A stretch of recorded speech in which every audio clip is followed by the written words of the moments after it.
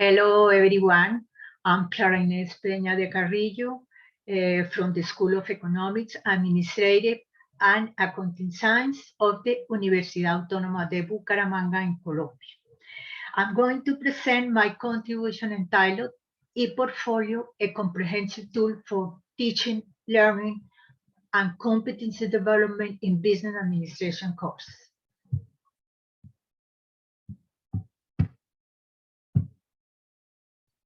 Let's see, the list of subjects to be considered are the objectives, the educational foundations that support the education process, the ePortfolio as a technology that mediates the education process in our programs, some conclusions, and the references used. Okay, let's see the objectives.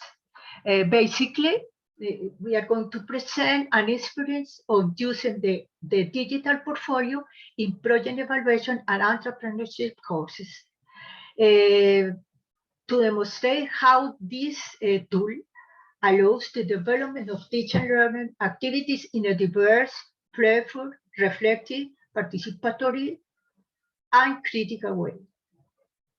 Also, we want to demonstrate how the digital portfolio favors the implementation of active pedagogies in the classroom. And finally, to demonstrate how the digital portfolio facilitates document and knowledge management in an organized and intuitive way. The educational foundation that support this strategy of the use of this technology to mediate the education process are the expected learning outcomes. Students work in teams to develop business plans, basically because the subject or the courses are related to that, entrepreneurship to create the business plans, or project evaluation that we have to use in the way of creating business plans. Students demonstrate the learning process. Students effectively manage organizational documents to build projects. Students reflect on the learning achieved and its impact on professional performance. Also in personal life. Also, we focus on that in those elements. The intellectual and soft skills to be developed are critical thinking, cooperation, creativity, autonomy, and self-learning. The competence improvement are digital, citizenship, disciplinary, and professional. Learning styles are elements important for using this strategy, because this help categorizing the students using the learning style, the particular classifying the students in particular learning style using the Felder learning style model allows students to build portfolios according to their subjective likes. So they build their evidence considering their learning style. And this is a personalized way to show the evidence. So it's good thing in order that to consider that this motivate learning and this motivate the way they construct or build knowledge to achieve different elements of the result of learning outcomes in the personalized way. Okay, this the learning style model classified the students in considering 4 dimensions. Let's see, the processing dimension is about how the learner prefers to process learning information. Then we have active students or we have reflective students. Active students are those students that shows engagement in physical activities and prefer learning by doing. Reflective students, they prefer to discuss or use the reflection and introspection when doing when solving some problems or when doing some learning activities. The perception dimension is what type of information do students prefer to receive. We have students that are sensitive to the things that they see, that they hear, that they smell, and maybe the external or sensory information fix the way that they learn using this learning style. And we have intuitive learners that they learn by internal information through ideas, memories, etc. They consider and appropriate the internal information by ideas, memories, etc. The reception dimension, I think that is the format that the student prefer to receive the information, the learning information. It's what type of information the student most comfortable with when learning. We have students that are visual, or students that are verbal, or students that are neutral in the way of learning, considering the format. Neutral are those students that is different the way of using one format or another format for content. So, but visual is the preference for graphs or image or videos that facilitate the learning for visual students, and verbal students prefers lectures or prefers to sounds in order to understand the learning information.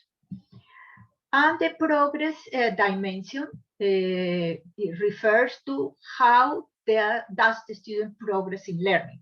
It is concerning the curriculum, the syllabus of the course. Maybe the sequential students, they understand just the learning information if they use step by step, some steps that are sequentially to avoid all the contents. But global students understand at the beginning more or less the thing that I have to learn in general without any order. So it's a way of understanding. And the idea is that the teacher make a balance considering different types of contents in order to cover all types of learning styles in classes. Okay. This strategy also, learning style, allows us as teachers allow us as teachers identify the learning style, and if the student has a marked or strong learning style, then teacher want to or prefer to accompany the student in order to evolve to the more neutral learning style to favor later in the future the professional performance. An example, a reflective student is a student that doesn't want to work collaboratively. Then they prefer to work individually, alone, no? Alone. So it's not good for us as teachers to maintain that life. So we try to evolve to neutral in order that they could performance in good way collaboratively or individually. Okay. The flipped classroom, we use the flipped classroom because students are called to prepare contents or to prepare knowledge during the independent time. So they are going to prepare, and then when go to the classroom, they are going to apply that knowledge. That is good exercise to use in better way the time of the time, the learning time. Okay. These two active pedagogies are very, very useful for us using the e-portfolio, like the problem-based learning or the project-based learning. And these two characteristics have many common points. For example, they engage students in real-world tasks, student-centered small group work, simulate professional situation, they process multiple information source, teacher works as a facilitator and facilitator for learning and resource guide, and the evaluation is formative and based in student performance. Project-based learning apply knowledge directly, and problem-based learning analyze situation, identify needs, and is more the application of the theory and elements in order to review or define how to solve the problem. But in project-based learning, that project, we can create a project in order to solve a problem in a specific situation. And we have then applicable results. The organizing principle is the project management. The self-directed learning is a student-centered within predefined project frame. Normally, the project frame is established for the teacher when they present the elements of the rules for developing the course. Or normally is in the syllabus, the course syllabus. Okay. Also, we consider to develop projects the design thinking because it's student-centered activity. And basically, the important thing is to identify the needs of people and how we are going to advance in steps to solve or to cover those needs. So we have the empathy phase, define the solution more or less, how we're going to avoid the problem, and generate many ideas in order to solve the problem. Identify one element to avoid the solution and develop the solution, and maybe at the end test the solution and consider if we are going to correct some elements and return to the phase to the step that requires more emphasis, or to correct any element of representation on any idea that could improve the solution. Okay, this strategy is applied to all the elements in the course development. How we are going to evaluate the portfolio? The portfolio consider teacher, they consider many elements to evaluate: the appearance of the portfolio, the way of collecting the evidence, the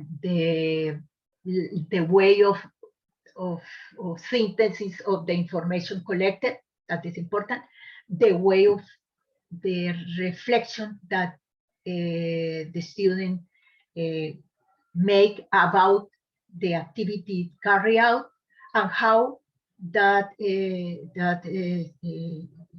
solution that they produce or that learn that they achieve could influence the professional development or the personal life. So it's important to consider, okay, how the student reflect in front of the activity, the learning activity carried out, and at the end, the attitude that they have frame in front of the activities or in front of the procedure of updating the digital portfolio. That is, they have the actualization period. This every day they use the portfolio to update the evidence. They use the evidence to support future research or to make decisions. So that is important to consider with this strategy. And then we evaluate those elements in this using this strategy. Okay, what is the e-portfolio is? The main ideas, why I use and why is important this strategy. Okay, this the e-portfolio, that is a tool, is a technology that mediates the educational process, promote through technological mediation the significant learning of students, and facilitates document and knowledge management through the recording of evidence of learning in digital environments. That are the main things that why we use the e-portfolio. The tools that we use to build the e-portfolio are Trello tool, and Google Drive. Trello, these tools are free. The part we can work in big part using a free elements. And Trello allows to show all the evidence for teachers using just one click. You have a board with all the elements or the evidence, and the teacher can see how the student learn the topics, how prepare to build knowledge, how they show the results, how they respect the dates for doing the activities, etc. That is very nice board to show at one click or to have at one click all that information. And the Google Drive is important for us to manage the documents. So document management is carried out to the Google Drive. That is the organization that we give to the information, the classification in folders, depending on the topics that are studied, or depending on the format that we use for the evidence, etc. That organization make easy in the future the decision making or the research. Okay. Okay. Let's see now how we are going to build. Let me see. Excuse me. Okay. How we build the e-portfolio. So let's see how is the appearance of the e-portfolio for the of the teacher, and how is the appearance that the students put or give to the interface. This is the teacher's view. Using the Trello tool, professor prepares all the teaching environment, defining the activities, programming the time for giving products, and also the type of evaluation that he or she is going to carry out, and also the type of elements that are important to record as evidence. That information is always present in the portfolio of the students in order to give us a guide to develop the activities. In this way, we have different subjects, stipulated, and the element that we are going to identify for students to record the information. Okay, that is the teacher's view. And let's see the student's view of the portfolio. Before I mentioned about the learning styles. So students build their portfolio using their subject lines. Okay, they prefer use visual element, graph, many colors. Or they are free to build the portfolio, and they are comfortable for learning. So you can see, for example, this is the left-hand side. We have a digital portfolio of a reflective, sensitive, verbal, and verbal neutral. If we consider the Felder dimension learning style. This student doesn't want so much graphical things. You see that they use better writing or lectures things to show the evidence, not so much graphics. And this, the right-hand side portfolio, is a portfolio of an active, intuitive, visual, and neutral student.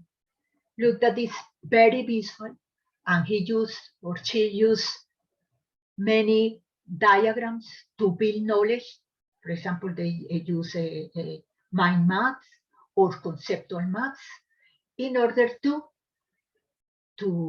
build his own knowledge about the learning activity. And the performance of the student is in this way is, you can say that the student shows an attitude, positive attitude in front of the learning activity or the learning outputs. And in that way, there is not any limitation to build the portfolio. Let me see how is the appearance of the organization of the portfolio using the Google Drive.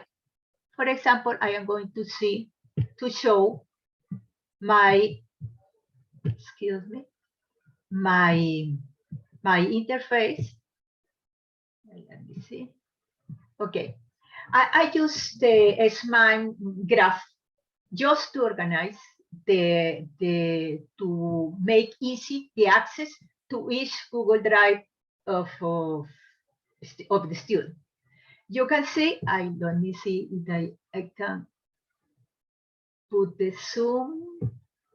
Okay. You can see the organization. For example, student file. We have the main folder that is named you following the rules that the teacher established at the beginning of the course. This is the main folder. The main folder is structured with different folders concerning each topic that is going to be learned. And each topic folder is also organized according to the different format that the evidence is going to be saved. So we have, let me see, we have a PDF, doc, CMAP, we have conceptual map, etc.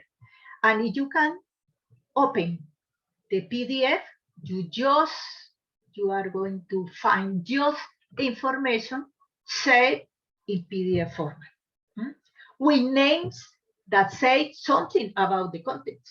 So it's important the rules that we establish as teachers for the documental management. So that make easy the access of the information to decision making or to support future research. Okay, the evaluation of the e-portfolio, we have some results of the evaluation. Then the target audience was 420 students that are of the administration program, that is an entrepreneurship course, or evaluation project, that is a part of the engineering faculty. Okay, we use this experience considering 219 and 2019 year and 2020 year, these 2 years of recording information and analyzing the performance of the students using this strategy. Okay, the focus group was 250 students and 75% between 19 and 21 years old, and 3% greater than 25 years. Really, this is the predominant age of the group. 79% of male and 21% of female. Students were calling to analyze the importance of recording evidence in the portfolio.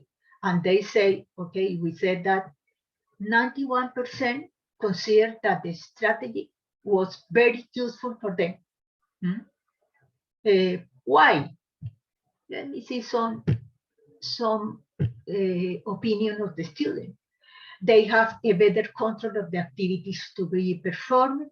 There exists order in a concise manner to work with the learning information. It's a reasonable, quick way to access the learning information to prepare evaluation, something like that. The didactic classes help to learn a better way, in a better attitude. Some students, they said that this organization allows to remember more easily the learning information, and this strategy allows self-evaluation and also helps to maintain an active participation in the learning strategies.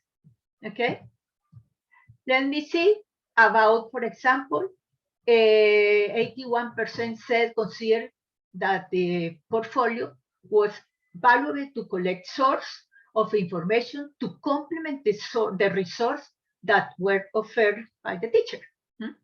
This helps to learn for a longer period, they said, and also that make easy to support research in future steps. 84% considered helpful the activity understanding and integrating the pre-knowledge and the new topics of the course, because they have everything to one click, every information to one click, and very easy the access of the information. 72% consider helpful the activity personal reflection on the topic seen. They said that the content of the course to represent any important analysis to the future applicability of those things that they learn. Okay, not only in the professional performance, but also in the personal life. Okay. With respect to the development of being, knowing, and doing, they said that also they have many results. Sorry.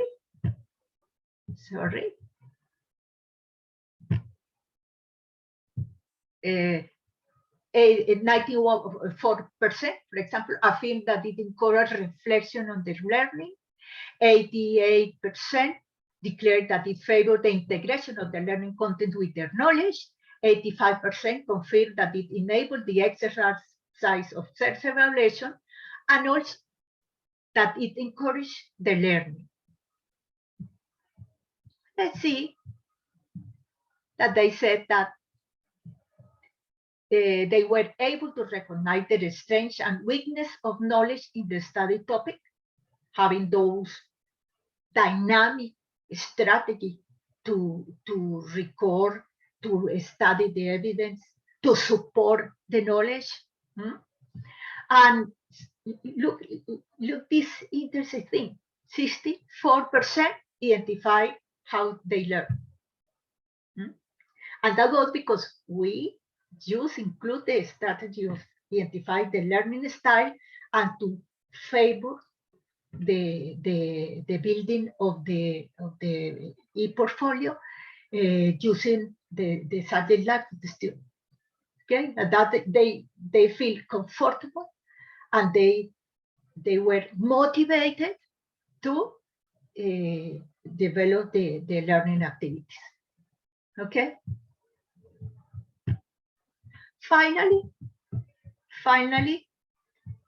let's see some conclusions about this experience.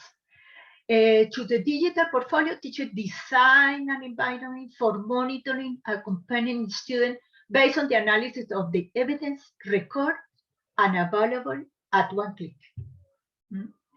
The Google Trello facilitates the document and knowledge management in the digital portfolio. Students build knowledge according to their learning style, and teachers promote the evolution of that learning style towards a more neutral strategy in those with dominant tendencies. Remember that I comment something above, for example, reflecting a student who works successfully in collaborative way, and students achieve the expected learning outcome in high percentage. Students recognize the benefits of incorporating the digital portfolio in their training process and its influence on autonomous learning and information organization. Students reflect on the strengthening of their competence and the impact on their future professional development. And about the educational institution, what is the benefit of this strategy to the institution? For example, they can replicate this strategy because it improves the development of the teaching and learning process. It facilitates the monitoring and feedback of the student learning. It leaves an organized memory of the information for future consultation, application, or as a basis of the evolution of learning. And that is good thing, I think, for me, is very comfortable to use this tool. And mentally, I am very organized myself to monitor the student performance and to give help if the student needs at any moment. Okay, and let's see some references that were used to support this research. And I appreciate so much your attention. Thank you very much.